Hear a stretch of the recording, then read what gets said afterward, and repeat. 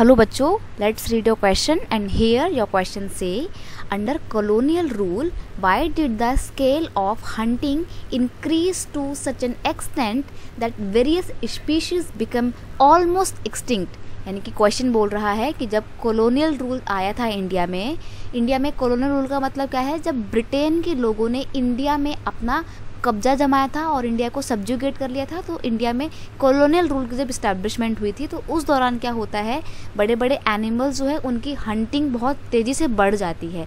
और ये हंटिंग इतनी ज़्यादा बढ़ जाती है कि कुछ स्पेसिफिक तरीके के जो एनिमल्स हैं वो लगभग विलुप्ति की कगार पे पहुंच जाते हैं, मतलब ऑलमोस्ट एक्सटिंक्ट होने की उसमें आ जाते हैं। तो इस क्वेश्चन का आपको बताना है कि ऐसा क्यों था, क्यों लगातार एनिमल्स की हंटिंग है वो इंक्रीज़ हो रही थी। ये इस क्वेश्चन का की कॉन्सेप्ट है, ठीक है। तो उसका आंसर देखते हैं।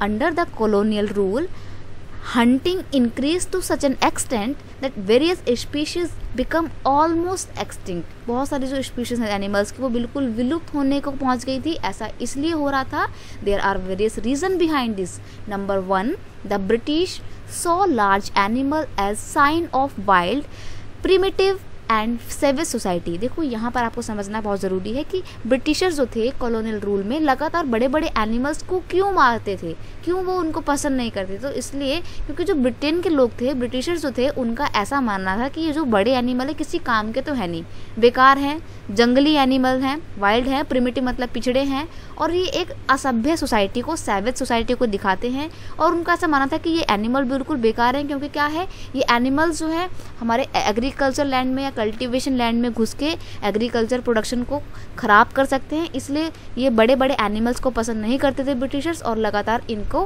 हंट करते थे, शिकार करते थे और मारते थे, ठीक है।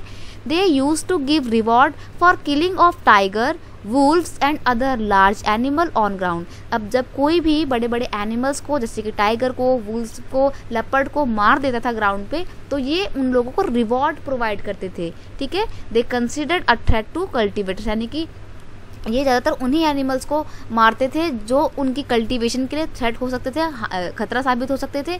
और जो इन बड़े बड़े एनिमल्स को मारता था ये उन लोगों को रिवॉर्ड भी प्रोवाइड करते थे। तो भाई इससे तो जो गरीब लोग हैं उनको एक क्या होगा, उनके मन में ये होगा कि हम ज़्यादा से ज़्यादा एनिमल्स को मारेंगे, और ज़्यादा से ज़्यादा एनिमल्स को मारेंगे तो ज़्यादा से ज़्यादा रिवॉर्ड मिलेगा।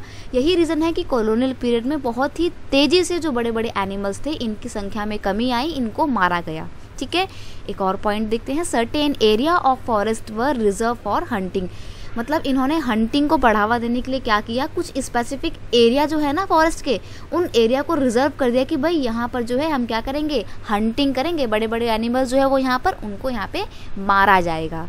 Around 80,000 tiger, 1,50,000 leopard and 2 lakh wolves were killed during the 1875 to 1925। यानी कि इन 50 सालों के टाइम पीरियड में लगभग 80,000 टाइगर्स मारे जाते हैं, 1,50,000 लेपर्ड मारे जाते हैं, तेंदुए मतलब मारे जाते हैं, ठीक है, और 2 लाख के करीब वूल्स जो है वो यहाँ पे मारे जाते हैं। तो हम देखते हैं बहुत लंबे, मतलब बहुत बड़ी मात्रा में, बहुत ज़्यादा अमाउंट में बहुत सारे एनिमल्स को जान से मारा जाता है। इतना ज़्यादा मारते हैं क्योंकि वो विलुप्ति की कगार पे पहुंच जाते हैं। तो ठीक है, तो जो 50 साल के टाइम पीरियड में 80,000 के करीब टाइगर्स को मार दिया। आज हम कंजर्वेशन चिल्लाते हैं, सेफ टाइगर्स चिल्लाते हैं, लेकिन देखो उस टाइम पे 50,000, मतलब 50 साल के टाइम पीरियड में 80,000 अकेले टाइगर्स मारे गए, ठीक है। तो ये उस टाइम पे बहुत ज़्यादा एनिमल्स को ब्रूटली मारा गया था, बहुत। और दूसरी बात, जो ब्रिटिशर्स थे ये इनको इसलिए भी मारते थे क्योंकि ये उनके लिए एक जॉयफुल एक्टिविटी हुआ करती थी। आप यहाँ पर ये पॉइंट भी ऐड कर सकते हैं कि बड़े बड़े एनिमल्स को ब्रिटिशर्स इसलिए मारते थे क्योंकि ये उनके लिए एक जॉयफुल एक्टिविटी हुआ करती थी, ठीक है। तो I hope you understand it well. Best of luck.